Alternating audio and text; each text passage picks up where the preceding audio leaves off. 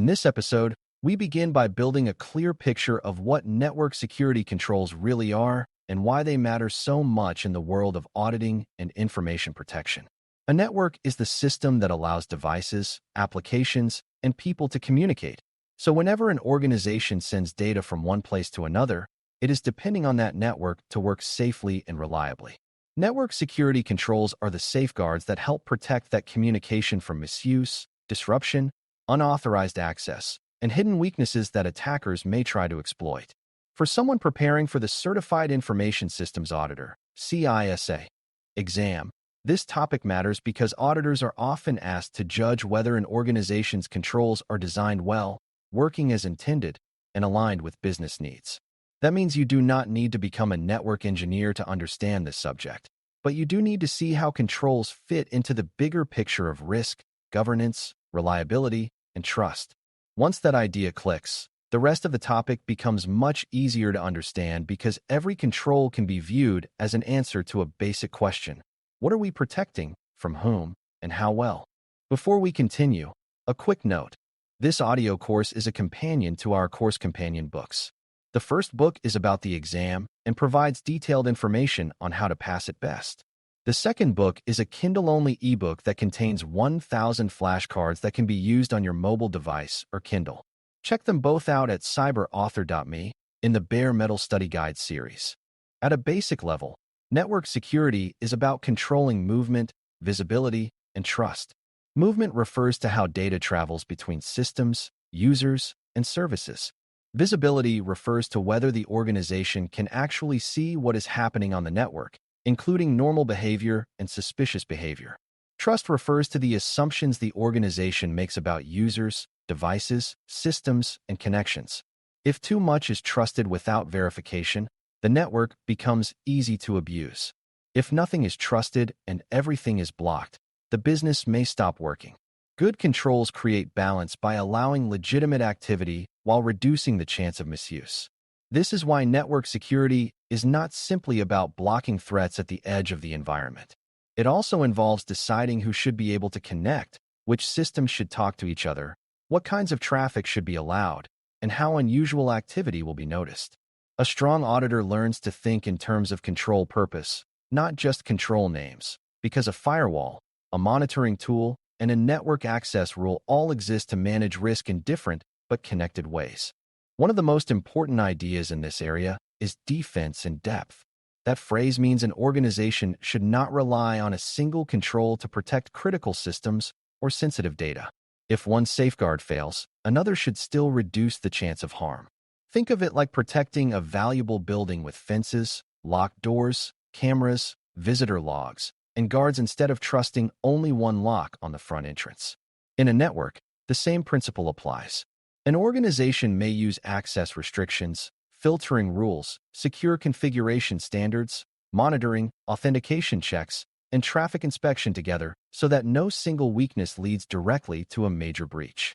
This matters because attackers often look for the weakest path, not the most obvious one. They may enter through a poorly protected device, move across the network, and eventually reach a valuable server or database. Defense in depth helps slow that movement and create multiple chances to detect it.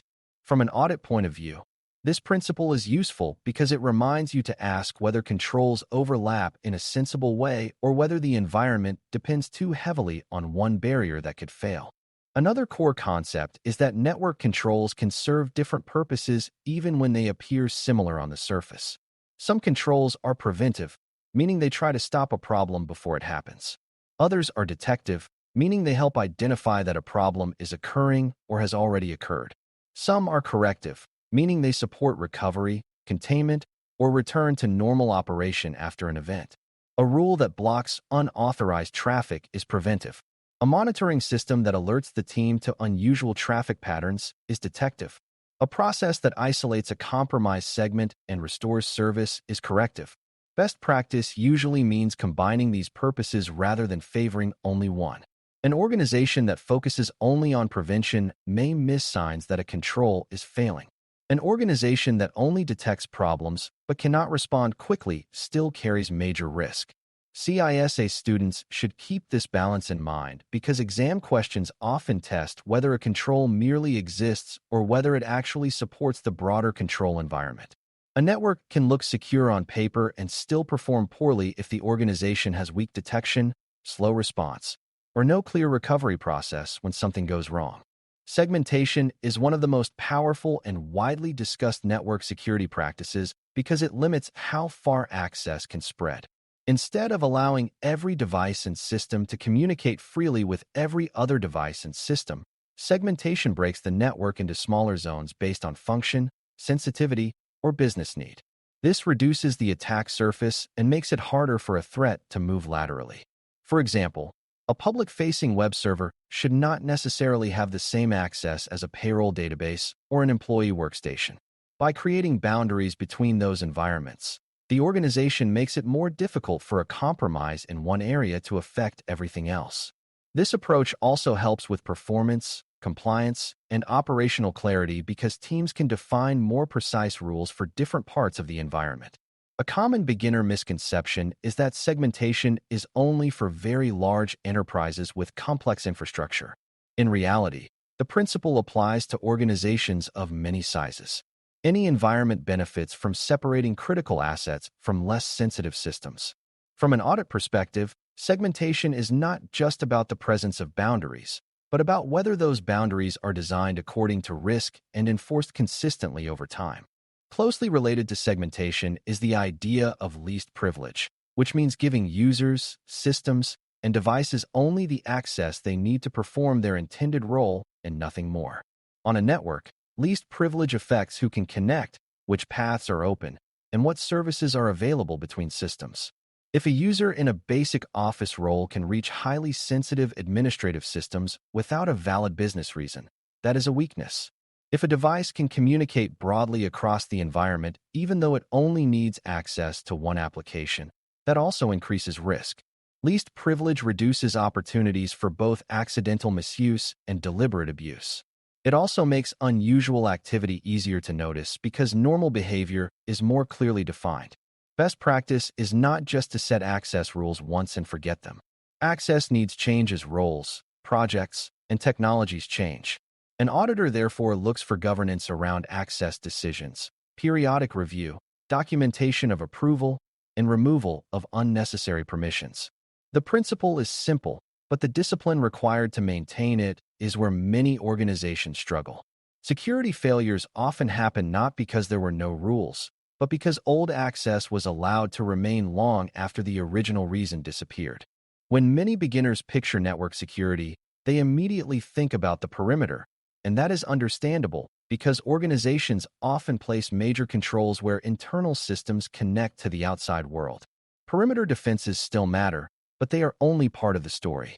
A firewall, for example, helps control which traffic can enter or leave based on rules defined by the organization.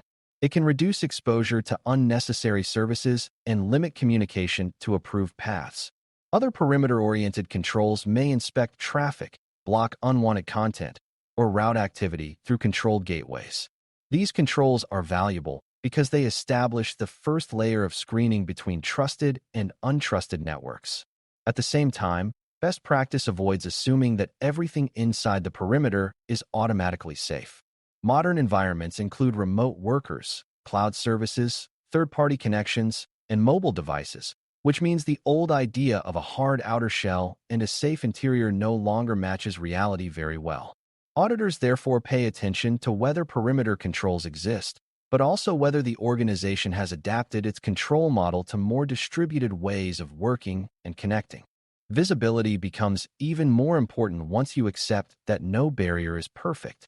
If the organization cannot observe network activity in a meaningful way, it may not realize a problem exists until damage is already serious. Monitoring is therefore a central best practice in network security. The goal is not to watch every single packet with human eyes, but to collect useful information, compare it to expected behavior, and identify patterns that deserve attention. This may include unusual login behavior, large data transfers at odd times, unexpected communication between systems, repeated connection attempts, or traffic patterns that suggest malicious activity. The presence of logs by itself is not enough. Logs need to be protected, reviewed, and retained according to business and legal needs. Alerts also need to be tuned so teams are not overwhelmed by noise. A strong control environment connects monitoring to response, meaning the organization knows what happens when suspicious activity is identified. For CISA purposes, this is a good reminder that effective controls are not just technical settings. They also include processes, ownership, escalation paths, and evidence that the organization can act on what it sees. Remote access is another area where network security controls become especially important because it extends the organization's environment beyond the physical office. When employees, contractors, or administrators connect from outside locations, the organization has to decide how that access will be authenticated, protected, and limited. Best practice usually includes strong authentication, secure communication paths, device checks where appropriate, and careful restriction of administrative access. Multi-factor authentication, MFA, plays a key role because it reduces the risk that a stolen password alone will be enough to gain entry. A virtual private network, VPN, may also be used to create a protected path across untrusted networks, though the exact model can vary by organization. What matters most is that remote access should not quietly become a shortcut around the rest of the control environment. A common weakness is allowing broad access for convenience without clearly defining which roles need it and under what conditions. Auditors look for policy, approval, review, and monitoring around remote access because convenience-driven exceptions often create risk that is much larger than leaders first realize. Strong network security also depends on disciplined configuration and change management. Even well-designed controls can fail when settings drift, old rules remain in place, or undocumented exceptions accumulate over time. Devices that manage network traffic, enforce access, or monitor activity need secure baseline configurations so that they begin from a known and approved state. Over time, changes should be reviewed, tested, approved, and recorded in a way that supports accountability. This is important because a single overly broad rule or a forgotten temporary access allowance can create a significant opening. Best practice means reducing complexity where possible and avoiding rule sets that have grown so confusing that nobody truly understands them anymore. Periodic review is essential because technology environments change continuously. Business units add applications, vendors require connections, teams move services, and old systems are retired. An auditor will often ask whether changes follow a consistent process and whether someone can explain why a rule or connection still exists. When organizations cannot answer that question, it usually signals that control maturity is weaker than it appears on the surface. Patch and vulnerability management also connect closely to network security, even though people sometimes think of them as separate technical topics. A network control can limit exposure, but if a device or service has a known weakness and remains unpatched, attackers may still find a way through or around the existing barriers. Best practice means identifying relevant vulnerabilities, understanding which assets are affected, prioritizing based on risk, and applying fixes or compensating controls in a timely way.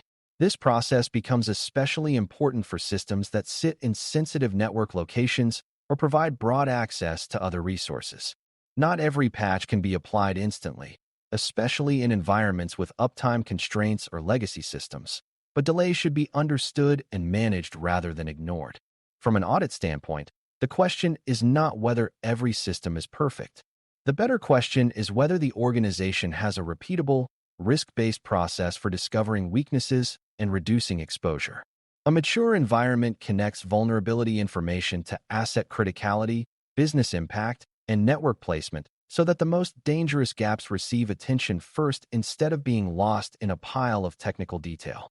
Another important practice is resilience, which means designing the network so that security and availability support each other instead of working against each other.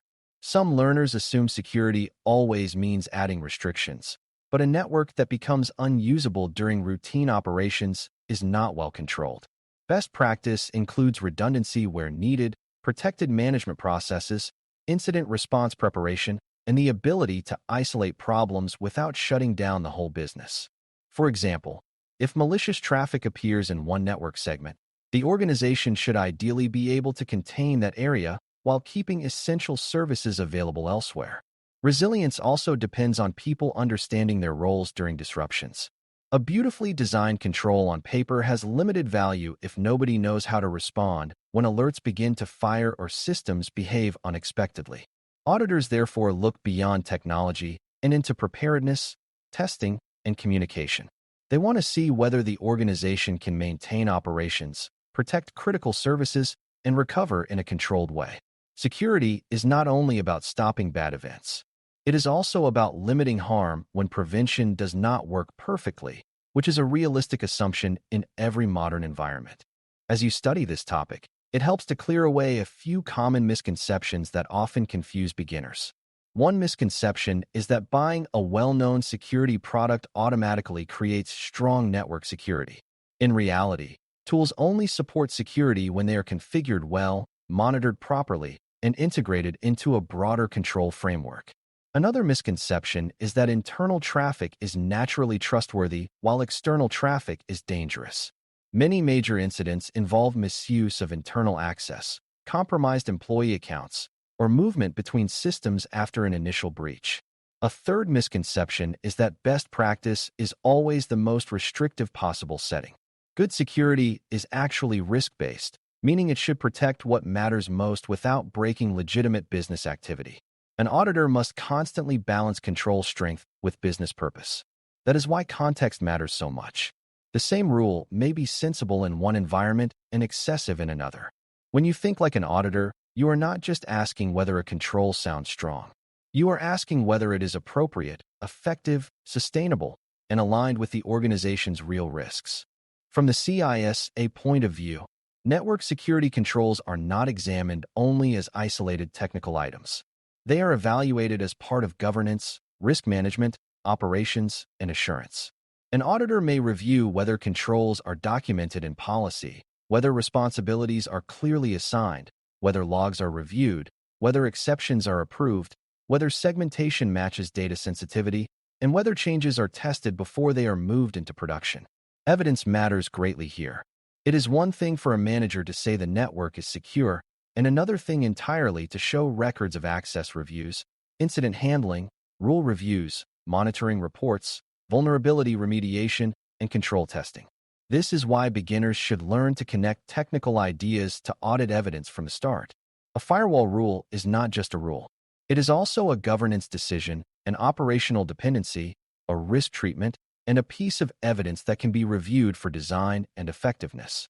Seeing the topic this way makes it much easier to understand how network security fits into the larger purpose of information systems auditing. By the time you finish thinking through these ideas, network security controls should feel less like a random collection of technical terms and more like a coordinated effort to guide trust, restrict unnecessary access, observe activity, and protect business operations. The best practices in this area all point in the same direction. Know what needs protection, separate sensitive resources, limit access carefully, monitor what matters, manage change with discipline, and prepare for the reality that no control is flawless. For a beginner, that is the foundation that matters most. You do not need to memorize every product category or engineering detail to understand the heart of the topic. What you do need is the ability to recognize why layered controls matter, why visibility matters, and why good network security is always tied to business risk and control effectiveness.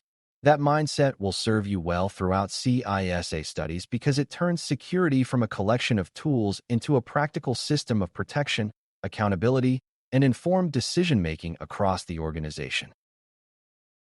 Thanks for listening. For more audio courses, daily newsletters, and more, please visit baremetalcyber.com.